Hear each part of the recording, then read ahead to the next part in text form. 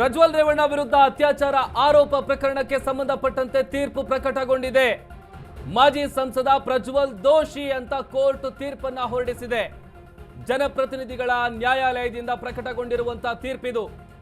ಶಿಕ್ಷೆ ಪ್ರಮಾಣ ನಾಳೆ ತೀರ್ಮಾನ ಆಗುತ್ತೆ ಅನ್ನುವಂತ ವಿಚಾರ ಗೊತ್ತಾಗ್ತಾ ಇದೆ. 4 ಪ್ರಕರಣಗಳ ಪೈಕಿ 1 ಪ್ರಕರಣದ ತೀರ್ಪು ಹೊರಬಿದ್ದಿದೆ. ಕೆಆರ್ ನಗರ ಮಹಿಳೆ ಅತ್ಯಾಚಾರ ಪ್ರಕರಣದ ತೀರ್ಪು ಆತ ದೋಷಿ ಅನ್ನುವಂಥದ್ದು ಗೊತ್ತಾಗಿದೆ. ಶಿಕ್ಷೆ ಪ್ರಮಾಣ ಏನು, ಎಷ್ಟಿರಬಹುದು ಅನ್ನುವಂಥದ್ದು ನಾಳೆ ಗೊತ್ತಾಗುತ್ತೆ. ಕೆಆರ್ ನಗರ ಮಹಿಳೆ ಅತ್ಯಾಚಾರ ಪ್ರಕರಣದ ತೀರ್ಪು ಹೊರ ಬಂದಿದೆ. ಶಿಕ್ಷೆ ಪ್ರಮಾಣ ನಾ ಹೇಳ್ತಾ ಇದ್ದೆ, ಕನಿಷ್ಠ ಪಕ್ಷ ಅಂದ್ರೂ 10 ವರ್ಷ ಇರಬಹುದು. 10 ವರ್ಷ ಶಿಕ್ಷೆ ವಿಧಿಸುವಂತಹ ಸಾಧ್ಯತೆಗಳು ದಟ್ಟವಾಗಿದೆ. ಯಾಕೆ ಅಂತ ಅಂದ್ರೆ ಸಾಕ್ಷಿಗಳು ಆಧಾರದ ಮೇಲೆ, ಆಮೇಲೆ ಆ ಮಹಿಳೆ ಕೊಟ್ಟಿರುವಂತ, ಸಂತ್ರಸ್ತೆ ಕೊಟ್ಟಿರುವಂತ ಹೇಳಿಕೆ ಏನಿದೆ, ಆ ಹೇಳಿಕೆಯ ಆಧಾರದ ಮೇಲೇನೆ ಅತ್ಯಾಚಾರ ಪ್ರಕರಣ ದಾಖಲಾಗಿತ್ತು. ಈಗ ನ್ಯಾಯಾಲಯದಿಂದ ಶಿಕ್ಷೆ ಪ್ರಮಾಣ ಎಷ್ಟಿರುತ್ತೆ ಅನ್ನುವಂಥ ವಿಚಾರ ಏನಿದೆ, ಅದಕ್ಕೆ ಸಂಬಂಧಪಟ್ಟಂತ ಸ್ಪಷ್ಟ ಉತ್ತರ, ಕ್ಲಾರಿಟಿ ನಾಳೆ ಸಿಗುತ್ತೆ.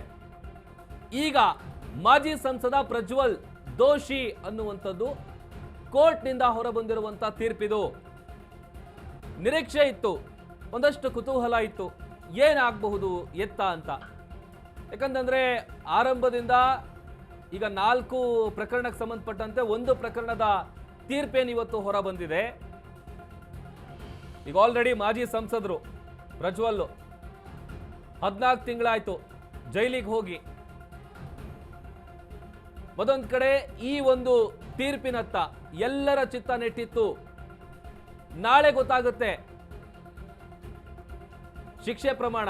ಆಮೇಲೆ ಈಗ ಅಂದಾಜು ನಾವು ಹೇಳ್ತಾ ಇದ್ವಲ್ಲ, ಯಾಕೆ ಅಂತ ಅಂದ್ರೆ ಪ್ರಜ್ವಲ್ ರೇವಣ್ಣ ಕೇಸ್ನ ತಗೊಂಡಂತ ಸಂದರ್ಭದಲ್ಲಿ ಅಲ್ಲಿ ಸಿಕ್ಕಿರುವಂತ ಟೆಕ್ನಿಕಲ್ ಎವಿಡೆನ್ಸ್ಗಳಾಗಿರ್ಬೋದು, ಆಮೇಲೆ ಅಧಿಕಾರಿಗಳು ಕಲೆ ಹಾಕಿರುವಂತ ಒಂದಷ್ಟು ಸಾಕ್ಷಿಗಳೇನಿರ್ಬೋದು, ಆ ಎಲ್ಲ ವಿಚಾರಗಳನ್ನು ಕೂಡ ಪರಿಗಣನೆಗೆ ತೆಗೆದುಕೊಂಡು ಕನಿಷ್ಠ ಪಕ್ಷ ಏನಿಲ್ಲ ಅಂತ ಅಂದ್ರು 10 ವರ್ಷ ಶಿಕ್ಷೆ ಪ್ರಮಾಣ, ಅಂದ್ರೆ 10 ವರ್ಷಕ್ಕೆ ಕೊಡಬಹುದು ಅನ್ನುವಂತ ಸಾಧ್ಯತೆ ಇದೆ. ಇವತ್ತೇನಿದೆ ತೀರ್ಪು ಪ್ರಕಟ ಆಗಿರೋದು 4 ಪ್ರಕರಣಗಳ ಪೈಕಿ ಇವತ್ತು 1 ಪ್ರಕರಣದ ತೀರ್ಪು ಮಾತ್ರ ಪ್ರಕಟ ಆಗಿರೋದು. ಇನ್ನು 3 ಪ್ರಕರಣಗಳು ಬಾಕಿ ಇದೆ. 14 ತಿಂಗಳಾಯ್ತು ಜರ್ಮನಿಗೆ ಹೋಗಿದ್ರು. ಅಲ್ಲಿಂದ ವಾಪಸ್ ಬಂದು ಬೆಂಗಳೂರಿಗೆ ಲ್ಯಾಂಡ್ ಆಗ್ತಾ ಇದ್ದಂತೆಯೇ ಆತನನ್ನ ಬಂಧಿಸುವಂತ ಕೆಲಸ ಆಗಿತ್ತು.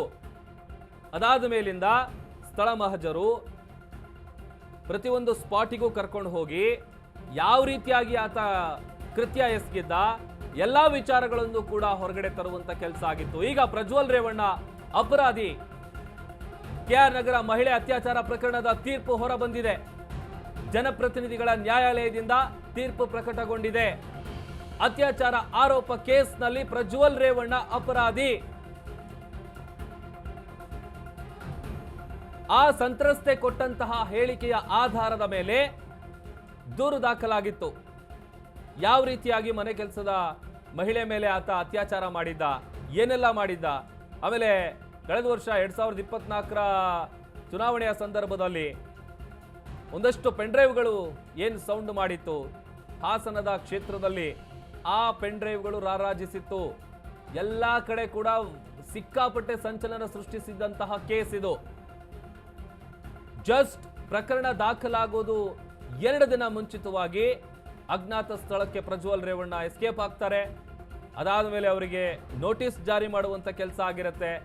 ನೋಟಿಸ್ ಜಾರಿ ಆದಮೇಲೆ ವಾಪಸ್ ಬರುವಂತ ವಿಚಾರ ಎಷ್ಟು ದಿವಸ ಟೈಮ್ ಹಿಡಿತು. ಆಮೇಲೆ ಅಲ್ಲೆಲ್ಲೋ ಕುತ್ಕೊಂಡು ಅಜ್ಞಾತ ಸ್ಥಳದಿಂದ ಒಂದು ವಿಡಿಯೋ ಕೂಡ ಅವರು ಬಿಟ್ಟಿರ್ತಾರೆ.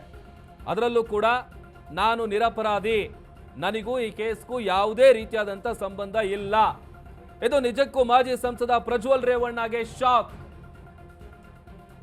ಕೆಆರ್ ನಗರ ಮಹಿಳೆಯ ಅತ್ಯಾಚಾರ ಪ್ರಕರಣದಲ್ಲಿ ದೋಷಿ ಅನ್ನುವಂಥದ್ದು ಪ್ರೂವ್ ಆಗಿದೆ. ಕೋರ್ಟ್ನಿಂದ ದೋಷಿ ಅನ್ನುವಂಥ ತೀರ್ಪು ಪ್ರಕಟಗೊಂಡಿದೆ.